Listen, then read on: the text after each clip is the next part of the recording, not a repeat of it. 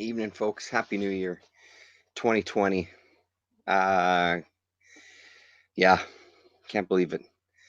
Another year of comic crack. So I figured let's start off the year strong and finish up with looking at Mirk-Wood Times. Um, yeah, I don't know if I have much leading up to say, so maybe we'll just jump right into it. Um, Good issues, and again, it's the one of the things that stood out to me reading these final three issues. It is unfortunate that this went away. You can still see another year, and it's another live stream with me and 64-page special, one-on-one. Nice to see you. Um, it's one of those things you can see the progression in these six issues. It's unfortunate that things folded. It just feels like this adzine that started to turn into a fanzine um, could have really done some amazing stuff given a chance. So it's unfortunate that it didn't make it past six. So what do we got? We have issue number 4 with a Corbin cover there. So June 1973. My wife and I just finished watching the. It's taken us quite a while to get through them. We just finished watching the Netflix History of Hip Hop series. Really, really well done. If you haven't seen it, even if you're not the biggest fan of the music, really great stuff. Just kind of helps also put in. For some reason, we started watching it backwards. We started on season 3 to give it a shot. We enjoyed season 3 quite a bit. Went to season 2. We just finished season 1 tonight. Um, just giving another perspective of kind of putting you in the time period when they're talking about those early years of hip hop and coming out of the 60s and into the 70s and et cetera, et cetera. And then you think of some of the other stuff that was happening in 1973. Not only the best year to be born in, but just it seems like, especially even with music stuff that I come across throughout my life and watching these guys who are sampling records and that sort of thing. There's a lot of talk about, like, even movie wise, 73 being one of those magical years where things seem to just, I don't know, there was a certain feel for stuff. Uh, and I guess to some degree it translates into the underground. And this Mirk-Wood Times really starts kind of hyping that quite a bit with these final few issues, that we are kind of an underground fanzine. And then there's also a bit of a backlash, I think, in the final one, which we'll look at with some people writing letters that I found very entertaining. Um, so, like the other ones, we start off with a bit of a editor's note and then talking about the page rates. So this is the issue. Let me just flip ahead 1 second. So this is the first part of the Richard Corbin interview takes place in this issue. But the other thing that we really get a taste of,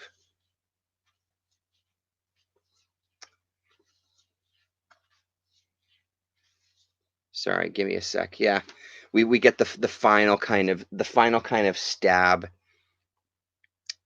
of maybe we'll get to it. We'll get to it. It's the final kind of nail in the coffin with the quote unquote feud between the buyer's guide and this particular zine. Yeah, I mean, even in the editor's note, he's talking about underground, the underground freaks. Here we go. Here's an issue. Here's an interview with Richard Corbin. It was supposed to be a 3-part. The third part never actually um, got published because they were done. Our competition is already trying to imitate us. Perhaps they know something you don't. While they continue to smash their heads against the wall, tell everyone you know. Support the Mirk-Wood Times. In the long run, friends, you'll be glad you did. Thanks. And then the subscription rates on the other side there. So kind of taking their digs a little bit for sure. We get some letters, fandom notes.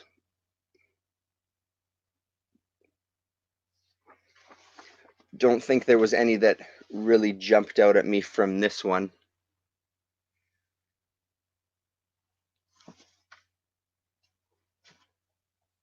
Referencing issue number 2, there was a bit of, it seemed like there was a bit of a gap in those ones getting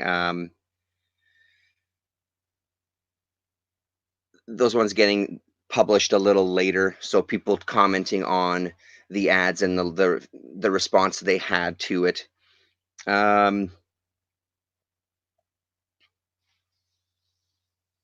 me just see. Sorry, let me just skim this here. So somebody referring, this is one of the letters that I thought was entertaining. Best part of the issue was the Severin issue, the interview rather, from issue number 2. I'm not a Call reader or a Severin fan particularly, but John did have some interesting things to say. I particularly appreciate his views on those trashy undergrounds and his comments on good taste, obviating the need for censorship. Wish more people in comics and fandom realized that. And fandom review was not at all interesting. Just talking about how he didn't really like that section of it. And then the basically response is, yeah, well, you can please some of the people sometime, but blah, blah, blah. Mirk-Wood Times, and here just calling it out. As most of the folks in fandom know, Mirk-Wood Times is more an underground fanzine, therefore relating more to people that like trashy underground comics. If you desire something a little milder, I'd personally suggest the Bible of comic book fandom, or better yet, the National Geographic magazine. But oh my, I forgot, they contain naked bodies too. So there you go. And just kind of taking it, treating it like it should be. You don't like it, get the fuck out of here. There's other stuff you can go read. Cine Nostalgia, full page. Finally, the interview we've been waiting for. Exclusive interview with Andy Warhol. And then a big full page ad on bags, bagging and boarding. And then here we go. This is where we get into it here. Part 1 of the Richard Corbin interview even does an intro to specific to Mirk-Wood Times in it. I'm not sure if he's just putting new dialogue on a pre-existing piece of art, quite possibly, or if he has something created specific to the zine. And it just talks about, yeah, artwork within Mirk-Wood Times is Richard Corbin. Copyright 1973, Corbin and Gore. Nothing may be reprinted without permission. So overall, like I said, a pretty good interview, but kind of like the Severin one. This one does get a little bit deeper into it. Maybe that's partially due to the fact that I'm more a fan of things that he has to say, and just a fan of his work right now, especially since I'm kind of reading a lot of it. So it just kind of talks the usual. What are your influences? What made him decide to enter the comics field? He talks about Tarzan, specifically one artist, Jesse Marsh Tarzan, that he even owns up to, that nobody really likes his art except for me. But he claims that there's something about the way he draws animals in that strip at that time, when he was doing the art, that gave the animals a kind of like livelihood and life, and energy to it, and that kind of thing appealed to him quite a bit. And then he talks about reading the interview with Severin and how much he enjoyed it. He talks about his start in animation, Calvin Productions in the animation department, 8 or 9 years previous to this interview, and then just talking about submitting art to science fiction magazine, the magazine of fantasy and science fiction. Sorry, the first one, his first cover was September 1967, and I had a look online for it. I wonder if I think I had found it. Give me one sec here. I saved some photos to the phone just for this purpose. Here we go. Hopefully I can unplug that and hopefully that shows up a little bit there. There it is. If you can make that out to some degree. Looks great digitally. There's a couple of really good scans that exist online. Well worth doing a dig for. Just cool to see his original art. Here's a little bit of a better one. This is from an auction that was up. It's currently up. There we go. That comes out pretty good.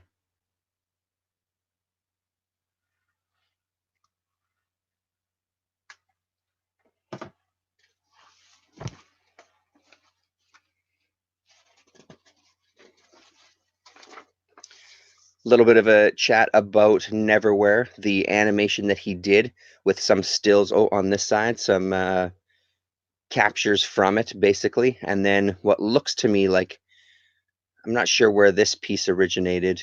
Doesn't talk about it. Really nice one along the side.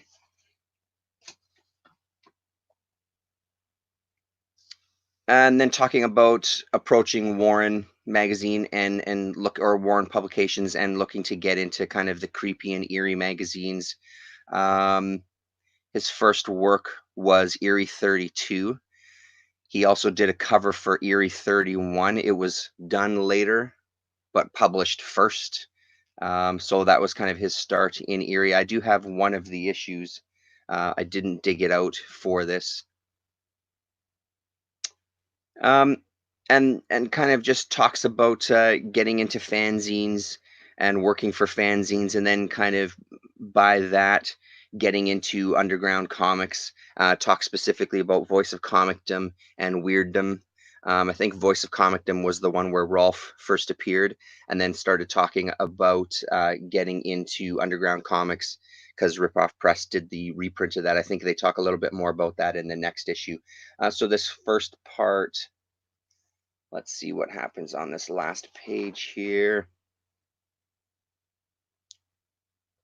Yeah, and talks about Fantagor, the first one that was self-published. He did it kind of magazine-sized, and just had no luck.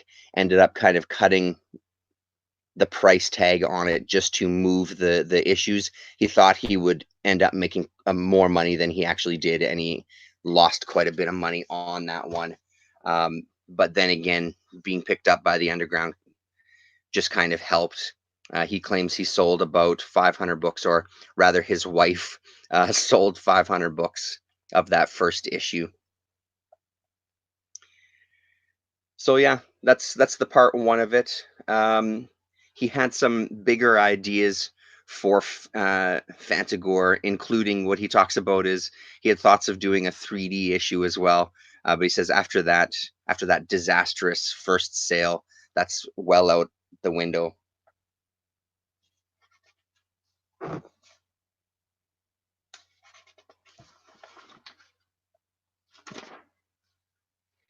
Some more Middle Earth. And looking a little closer at the address, and then looking at a little closer at the address of Mirk-Wood Times, it is the same address. So this is the same people. I think in the previous video, I was saying that there was a little bit of confusion on my part, but apparently not. Middle Earth Comics are the same people. And this time, I'm not sure if it happened last issue or not, but they give themselves a couple of pages. I think this was the issue in a later one. They talk about they just didn't meet. They still printed it anyway. They didn't have enough people submit ads or buy ad space. So they almost didn't go to print with this one.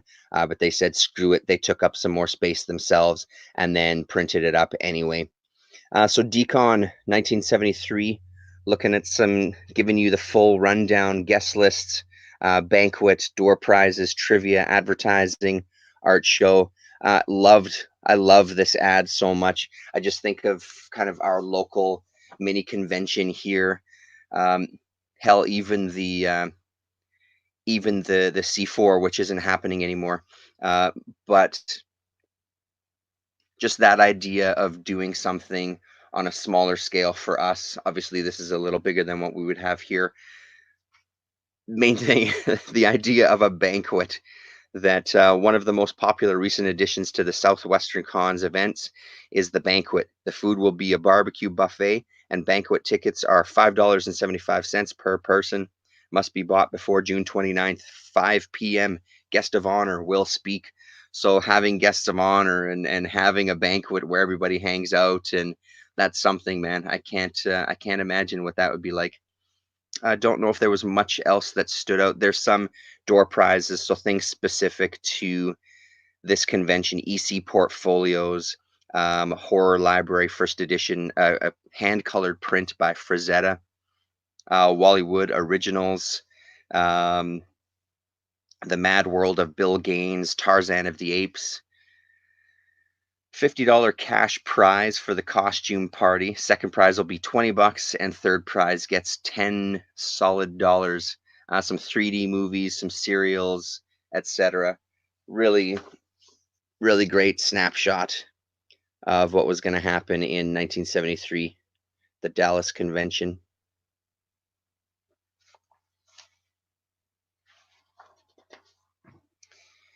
A couple of small ads here. Jeffrey Jones, quite a few Jeff Jones ads in these. I think in the next issue, or possibly the last issue, there's, I think, 3 or 4 separate ones. We'll find out when we get there. There's a couple of separate ones anyway in one issue. And then on, yeah, that's right, this side here, Ragnarok issue number 2 caught my eye because of interview with Marie Severin. And also there was, yeah, that's right, Dennis Fujitaki, a giant poster by the one and only Dennis Fujitaki. It's a name that jumped out for me.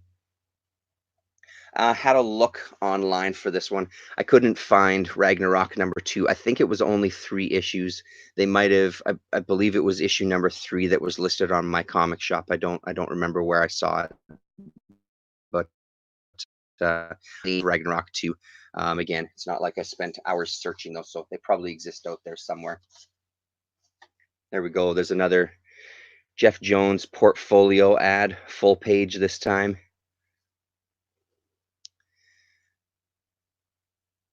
Couple of smaller, including Isle of Comics number 2. There you go. There's some fan art if I've ever seen it. Love it. Yeah, again, selling comics. Isle of Comics number 1 was a near sellout, and now we're back with Isle of Comics number 2. Look what you get for just 25 cents. 30 pages, a barbarian comic strip, a superhero comic strip, a letter column, ads, and a bunch of art from Hartsdale, New York.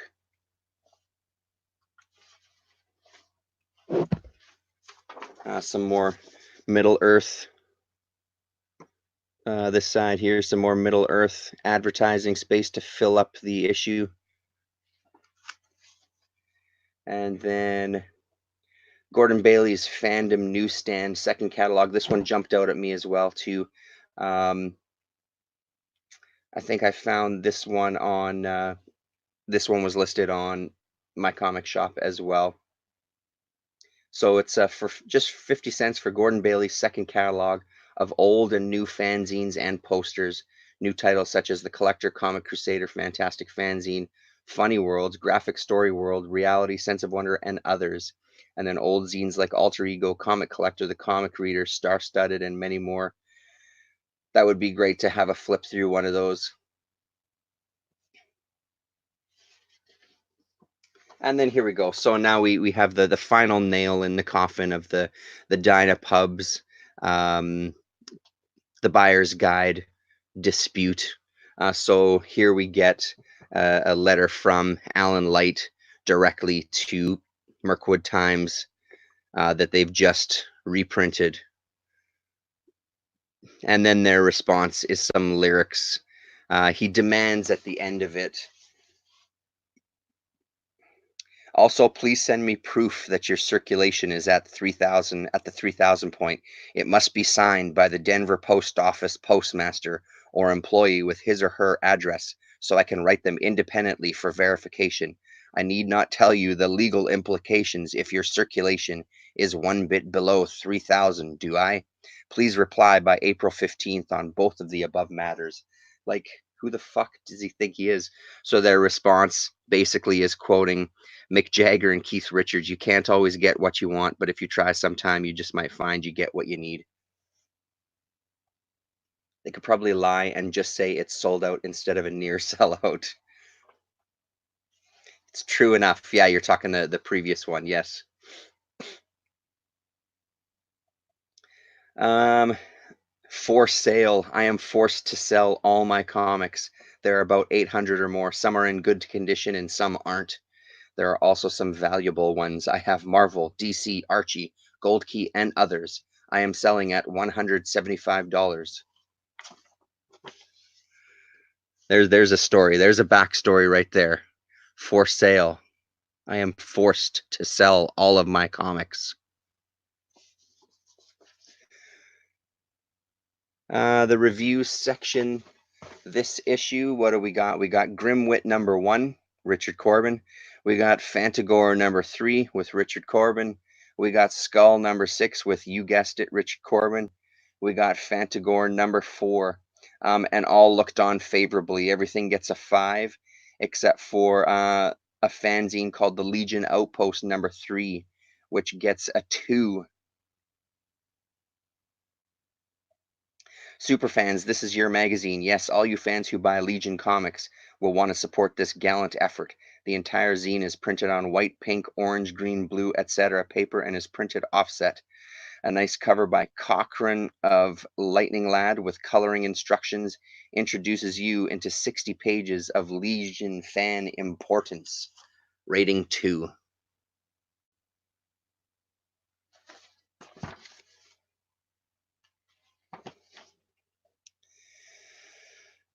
An ad for some fanzines and then the previous issues of the Mirk-Wood Times, the back issues. Make sure you grab your back issues, people, before it runs out.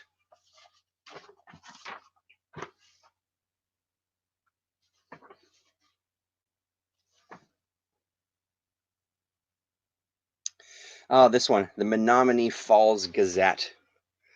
Very influential zine is what I'm getting the ideas of, and I had a look for it on eBay just to kind of have a look at some of them. It ran a hell of a long time, and this is a person who's just looking to fill in their gaps, and then of course for astounding science fiction as well. A lot of these guys are very specific. I'm looking for fill-in issues of Astounding, but I'm getting picky. Right now I'm filling 1940 to 1950 exclusively. I'm not looking for anything else, and I prefer to pay rock bottom prices. That's the way it is, folks. Everybody wants Doc Savage and the Avenger and such, and Astoundings just aren't fetching it. I'll send you a want list and we'll give it a whirl. Peter J. Falina from Providence, Rhode Island. Our favorite Frank Frazetta page, and then more Middle Earth comics. This time, just a one-pager, just focusing on the underground comics that they have for sale. And then ending off this issue with some more comics. And this is the one that is addressed to Mr. Garth Danielson, who lived in Winnipeg at this time. I sent a message out on the Winnipeg Comic Addicts Facebook group just to see if anybody there knew him, and I also sent a message to Greg in town here that I've bought some comics off of a few times now. Nobody knows who he is. There was a Facebook page. I reached out to him. Haven't heard a message back, so I reached out to the seller just wondering, like, hey, maybe are you this same individual? I did get a response, and he said, no, I'm not the guy, but I'm selling stuff for him. And when we saw that these were going to Winnipeg, we got a real big kick out of that, that they've made this trip. So it's good to know that I'm basically buying it. I got these basically from this guy. This stack of magazines, this stack of zines were his. So Garth, if by some strange reason you stumble across this video, I appreciate it. I'm loving it. I'm glad that I was the one who got to rescue these puppies.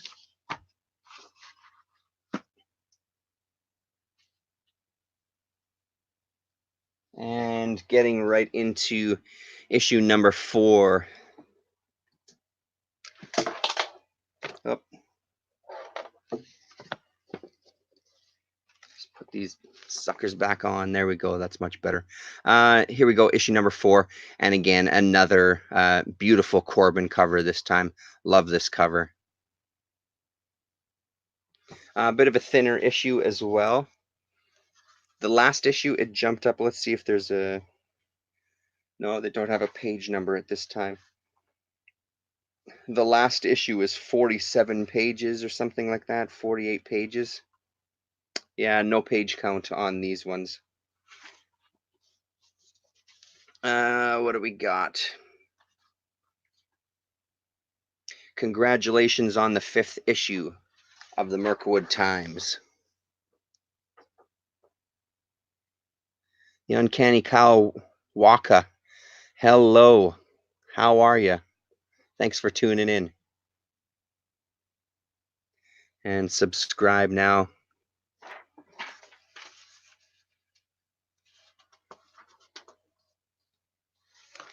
And then the our competition is Nervous Ad, as well as some the subscriptions again.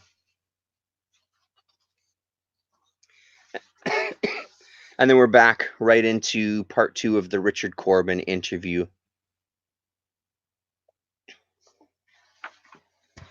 I have a quick scan here. So he talks about, so this one he focuses a lot more on underground comics, and he talks, oh, here we go.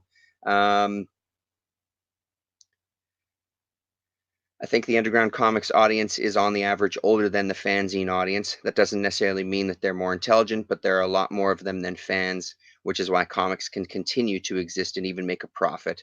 The comics version of Fantagor and Rolf have sold a hell of a lot more books than when they were fanzines. And then asked how many, Last Gasp has sold over 30,000 Fantagors so far. Each succeeding issue gives the previous number's title a sales boost.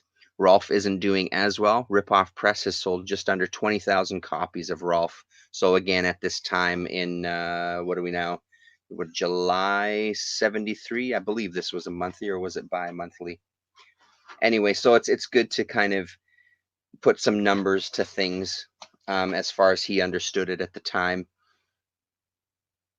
And he says that Rolf is still his favorite. And he talks about when he's doing a comic, he needs to have something where there's a bit of a bizarre element to it. And in Rolf, I don't know if we've discussed it yet on the channel. Rolf is a dog that they start to turn into a human being, but the spell doesn't get completed. So he half dog, half man, like a Dalgota. And just talking about how long it took him to do Rolf. And he said it was done over a period of a couple of years. He was kind of just putting the time in as he was doing other work, probably animation work and that sort of thing. So just doing it when he possibly could.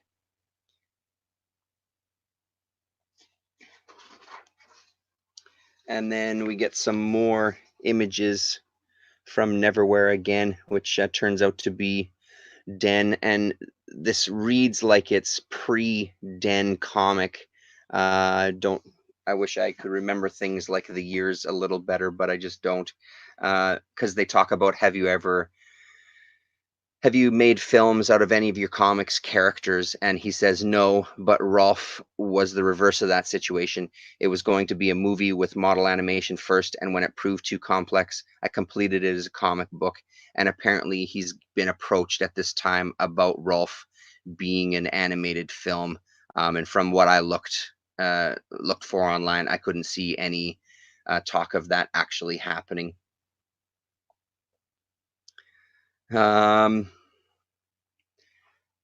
Yeah, talks a little bit about his coloring,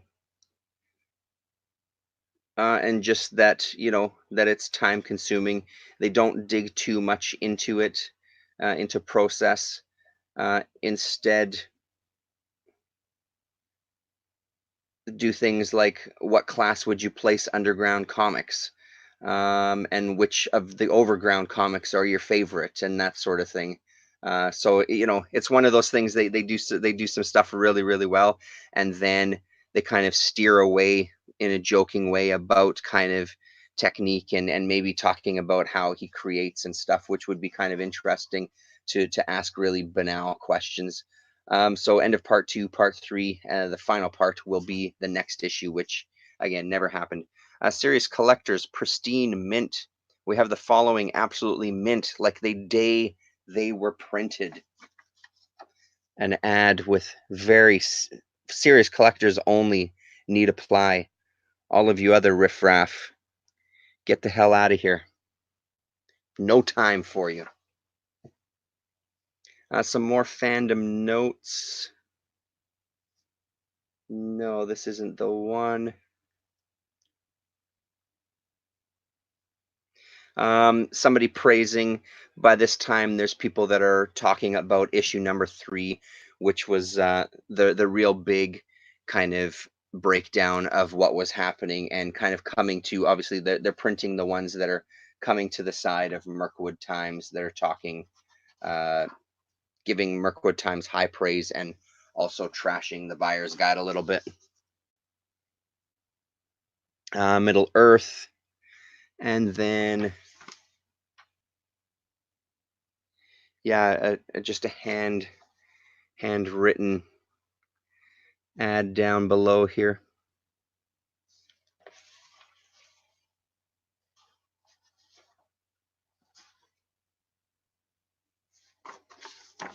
More Jeff Jones and some comic lists. Comic City Presents.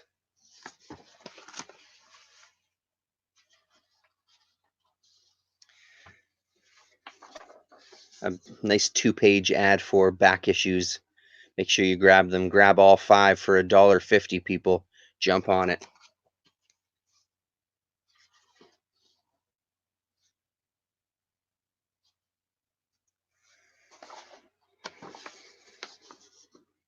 Some more. Nothing much to say about this one, to be honest, other than the Richard Corbin one. There was nothing, I don't think there was much that really jumped out at me from this one. Keep Cosmic fanzines for sale listing. Proteus, the fanzine of many faces. Old radio shows on cassette for sale. Frank Frazetta portfolio. The one thing that did jump out at me at this issue was there's a few ads here where the reproduction is pretty poor. It's pretty light. I couldn't imagine being someone trying to read this one. It was near impossible just to read what the hell was being offered, because the type is so faint. So I'm not sure if that's when it was submitted, somebody just was running out of ink in their typewriter, or what the hell was going on there, but not the greatest. Eternity Science Fiction, and then Pinnacle.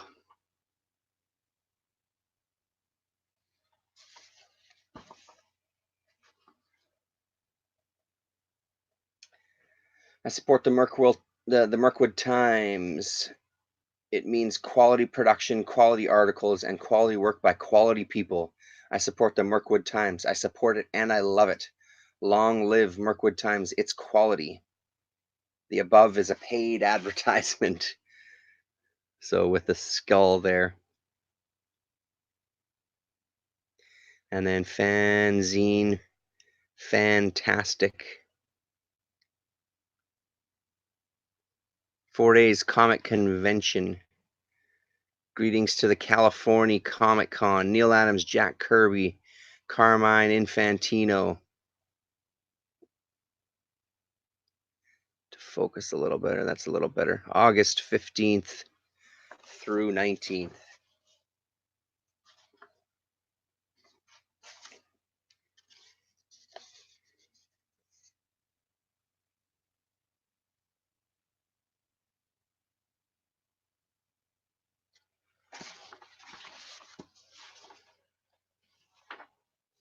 Middle Earth, we've seen that one.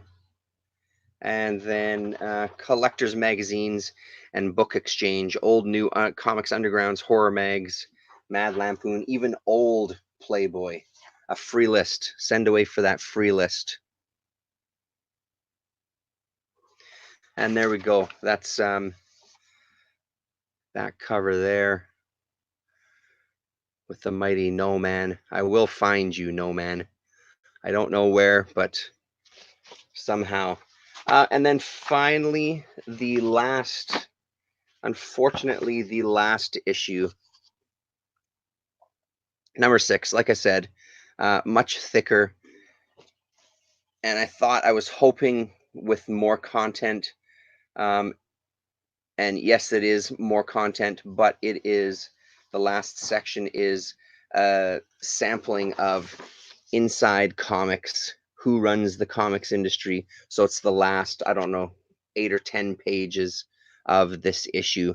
And it's nothing, honestly, that excites me too much. We'll have a quick look at it when we get there. But there was nothing that really thrilled me about it. What it came up in this one, nothing in the editorial note.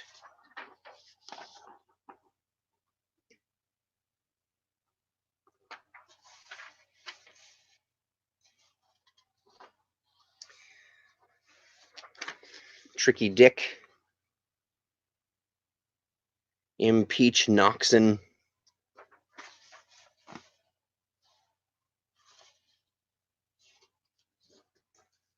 reviews this time: Fever Dreams #1, Original Monsters #9, a fanzine, Realm #5, a fanzine, Creatures on the Loose 24, the ACBA sketchbook,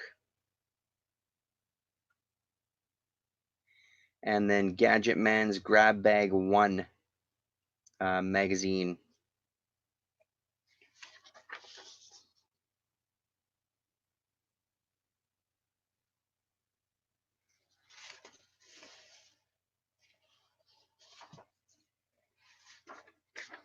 We'll kind of go a little quicker through some of these because at this point we're well familiar with some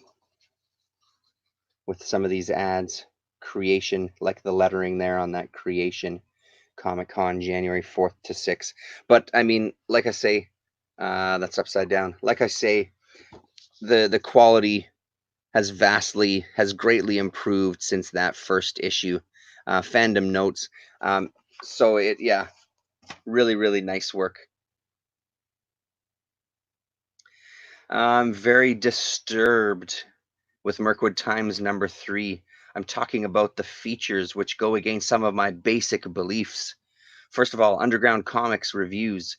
I consider such things trash, but I suppose I'll just have to endure reading about them. But why are they praised so unilaterally as if they were really great?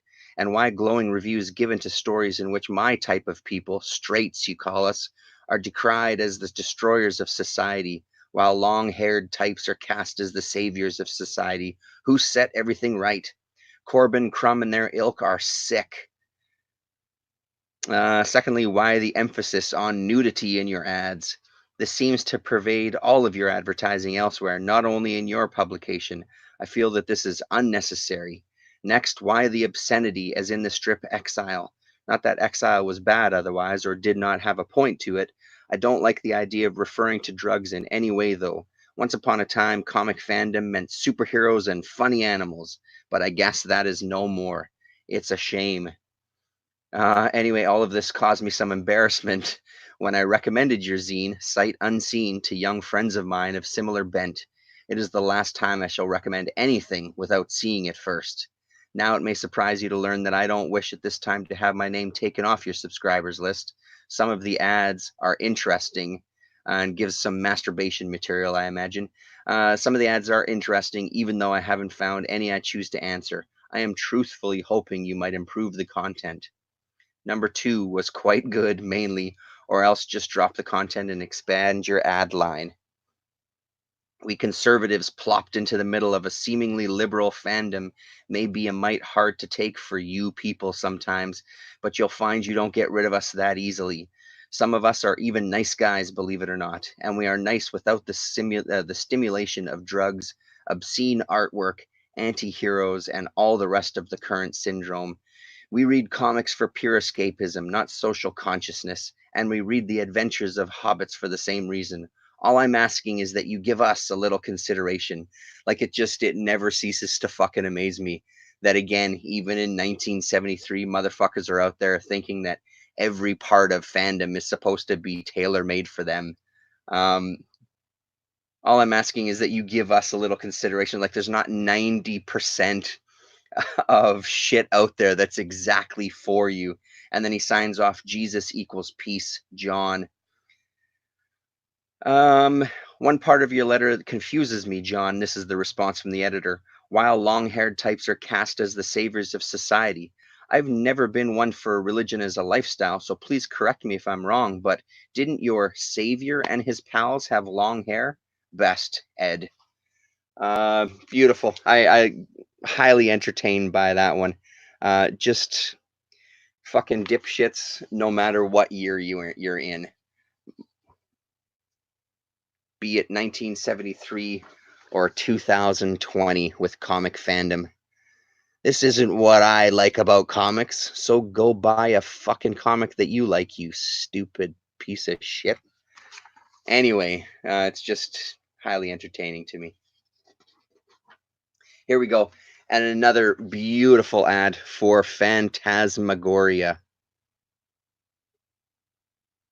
I mean, at this point, it's pretty much, Russ, if you are watching, it is pretty much, it's a given that I will be getting some of these at some point. I don't know when, and I don't know how many, but they will enter this household. There's no doubt about it. Why in the crap would he recommend it if he hadn't seen it? Yeah, I don't understand that either. I just don't understand why you would even do something like that to your church friends. Have I got a great zine for you guys? Love this. Free. The Journal. Great. And then Helmut Wensk. And I did a search for him and some amazing art, some really, really incredible kind of like that 60s, 70s sci-fi cover art. Really, really great. So this is a book focusing on his art. I couldn't find anything about Ahasverus. Couldn't find anything about it in my paltry little online dig. Here we go. Specifically for that guy who wrote the letter, The Leather Nun, a little focus on probably one of the greatest underground comics I think I've ever read. I've got multiple copies of it, of the different printings anyway, and it's really just an incredible issue. Maybe we'll take a close look at that one day if I haven't already. I don't think I have on this channel. More Middle Earth.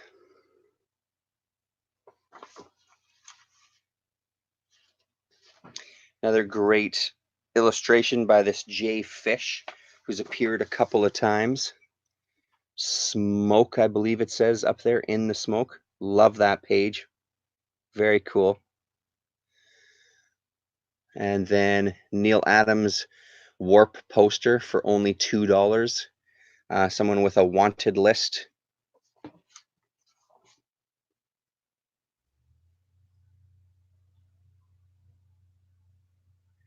Hi there, I've got a problem. I've been trying to get my greedy hands on a certain comic title for a few months. And a couple of paragraphs later, Double Comics. and then talks about some other stuff that he's looking for as well.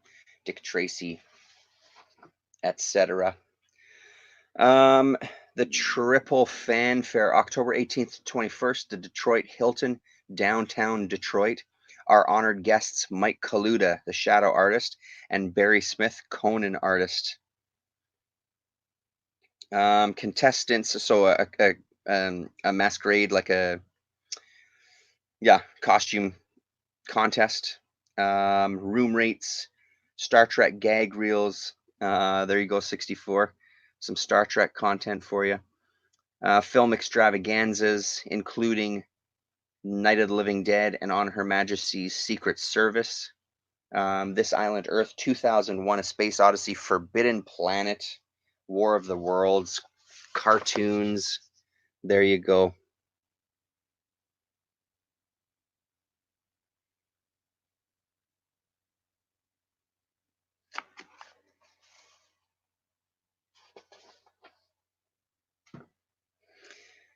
We get Krusty K giving us a page again. Jive.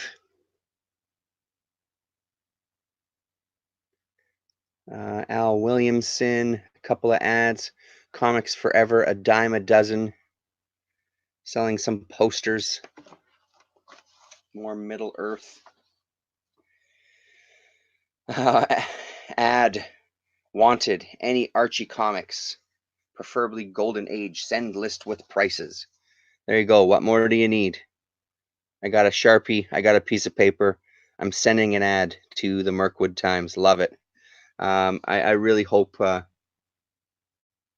Damien decides to do some ads or something in his. That would be great to see, even if it's just people submitting a couple of lines. Middle Earth. Star Search. I finally found you after all these many years of tracking you. I finally got you trapped from planet to planet, from galaxy to galaxy. I've searched. Now I shall get revenge. Prepare to die, Zorak. My name is Filjek. Filjek? Whamp, whamp, whamp, whamp. Crap. There you go. Keep cosmic classifieds. Track reels. Trek gag reels is like my hell. Yes, absolutely. More back issue talk, and then we get into the Inside Comics feature at the back here. Just basically opens up talking about Inside Comics and the kind of things that they're going to be discussing, and then we get into the 10 most powerful men in comics. And there's a lot of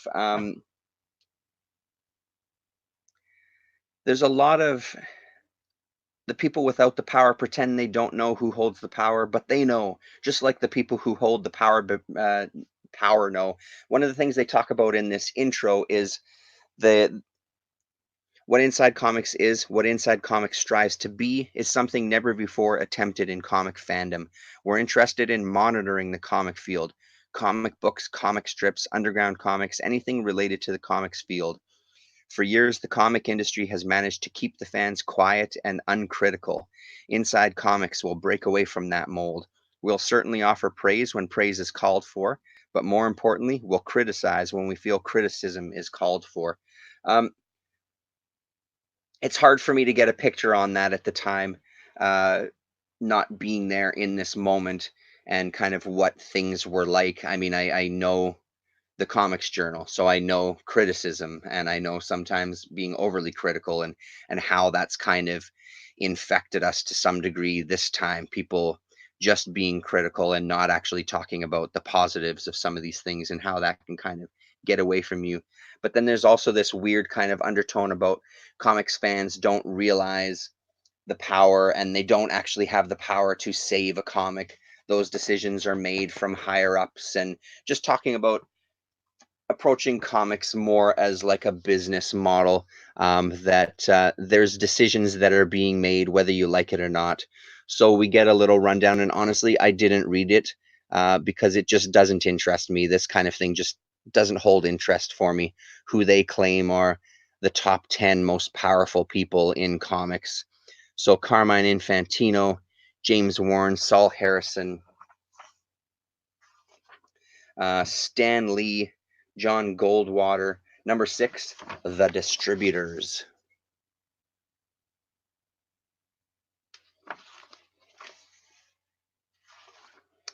Saul Brodsky, Jack Kirby, and then they talk Neil Adams is number 9, and number 10 is Leonard Darwin. So yeah, like I said, doesn't pique my interest in the least.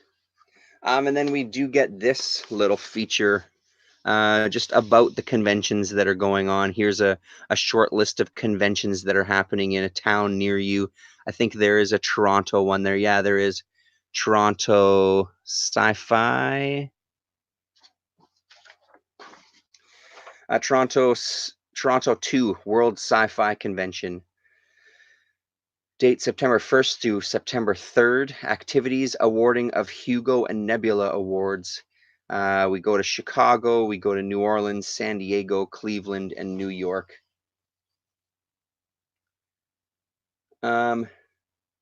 Oh, here we go. So, inside fans. While researching the 10 most powerful men in comics, it became quickly apparent that comic book fans and even some comic book professionals suffer an acute blindness towards the comic book industry.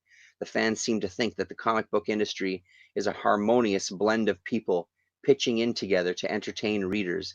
They fail to realize that when they have their favorite title or character canceled, it's because someone decided it should happen. Somehow fans never bothered to consider comics on a realistic level, and while researching this article, we came up with these observations on fans, their outlook toward the comic book industry, and their feelings toward their position as fans. Again, it just doesn't interest me. Even reading that part again, it just doesn't interest me. I didn't read that.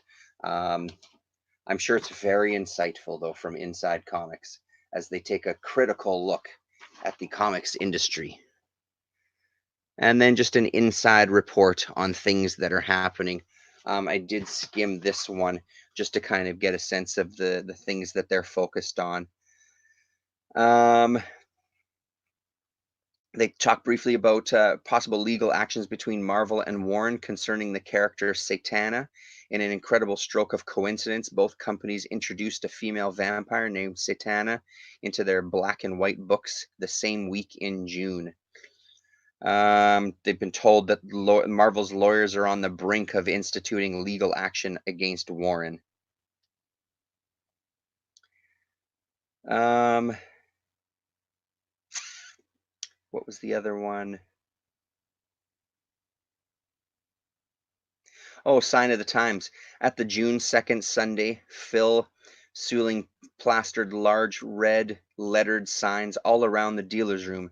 The sign read, "It is against the rules of this show to sell obscene material.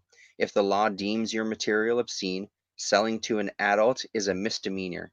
Selling to a minor is a felony." In case you hadn't heard, both Phil Suling and Albert Schuster were exonerated in the Undergrounders case.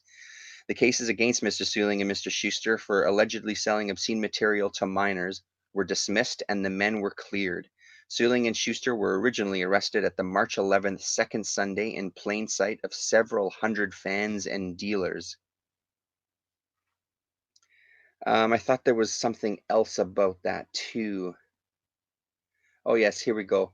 Dog Days for the Underground Comics and what is being hailed as a landmark reversal of recent precedent. The Supreme Court ruled June 21st that obscene material was to be defined by prevailing and contemporary community standards.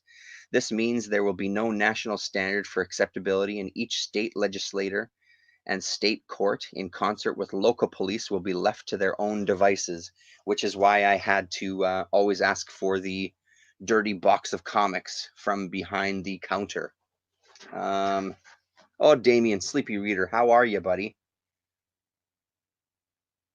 So yeah, that was just kind of interesting to get a little bit of an insight on what's happening um, at that time.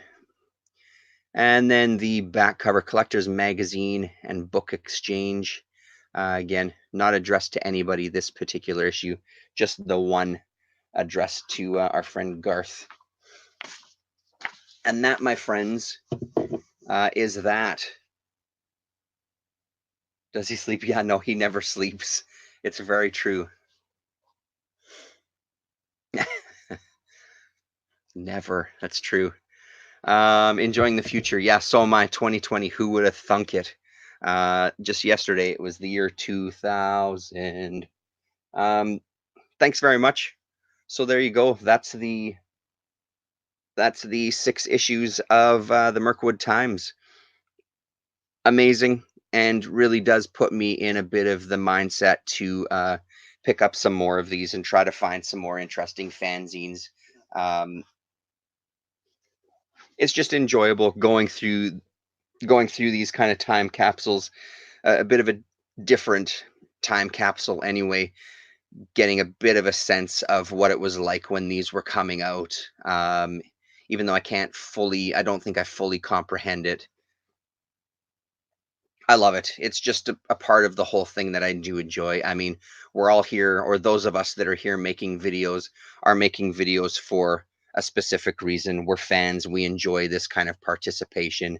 I'm sure if I was around and a fan at this time, I would be doing similar things, wanting to contribute somehow to these fanzines in whatever form that took. Who knows? But doing my psychedelic weird drawings or something and sending them in. Um, it's a big part of it. It's a big part of comics and this collecting. It's nice to share these things and just talk about this stuff with people who are interested. So I will be getting some of those again. In the meantime, I'll be taking a look at some more Corbin now that we've kind of finished that detour that started as a Corbin detour that ended up being more of a fanzine, real big detour. We'll come back to more Corbin. Um, I have a bunch of stuff to talk about actually. The Grim Wit issues specifically. Almost finished reading the other 10 issues of Den. I'm going to get into the Den saga right away. I was hoping to find, there's Jeremy Brood. We'll look at Comics International magazine as well too, because I've got a few issues of that. Um, I'd thought in my hunts around town here, I saw a hardcover collection of Richard Corbin's stuff for Creepy. But on kind of paying visits to those shops again, I can't seem to find it. I'm wondering if it was at Cover to Cover. Cover to Cover, one of the shops, I don't know if I've mentioned it on the channel yet, one of our local shops. We had a snowstorm when we went out to Toronto, and it caused a lot of damage, which I've spoken about here. Unfortunately, Cover to Cover had a lot of snow on their roof, and it started caving the roof in. He was posting photos where he had to prop up the roof with 2x4s literally throughout his entire space just so he could move everything out. They've now leveled his store, so he doesn't have a store. He hasn't had one for a couple of months now, which is a real rough thing to have to go through. Just because if that's his job, he does that. He's not a guy who has another job but also owns this business and comes in and works on the weekend. This is his gig. So the guys at Thirsty's Flea Market, which is around the corner from me, have been kind enough to give him table space, I think, every weekend, where he just brings very limited stuff, mostly new issues and that sort of thing. Um, so hopefully he can get something. Hopefully he can get something going sooner than later, because it might have been at his shop that I saw the creepy hardcover. Um, Damien saying, I made a fanzine in 1980. It sold 7 copies of the 100 I printed. The other 93 have disappeared. So 1980, wow. How thick was the zine? Was it just you contributing? Did you have other people contributing as well? And then he's saying, I bought Erie 86, the All Corbin Super Special. That's awesome. Bought it today and thought of you. That's amazing. I'd love to have a look at that. I don't know. I think I only have a couple of Eries, but I'm sure I don't have that one though. That's incredible. I'll have to keep my eyes out for that. Maybe I'll have to make a note once I sign off Eerie number 86. Anyway, thanks very much for hanging out. Oh, here we go. Just before we go, here are the Eerie covers that he was talking about. So this is Eerie number 31. That's the issue that I'm pretty sure I still have in my box, in one of the boxes of magazines. And then Eerie 32. This is in the article. This is the one he says that he first did. He did 31, the cover for 31 after doing this one. It just got published in a different order. So there you go. There's a look at the couple of covers there. It was a strip scene, 3 short comics written and drawn by myself. Awesome. That's incredible, Damien. I'd love to. It's too bad you don't have any copies of that left, that they've disappeared. Right on, everybody. That's a long one, an hour. Holy smokes. Thanks very much for sticking around. 64-page special. Damien, nice to see you. And who was here before? The Uncanny Kyle Waka. Thanks for dropping in. And we'll talk to you all soon. Later.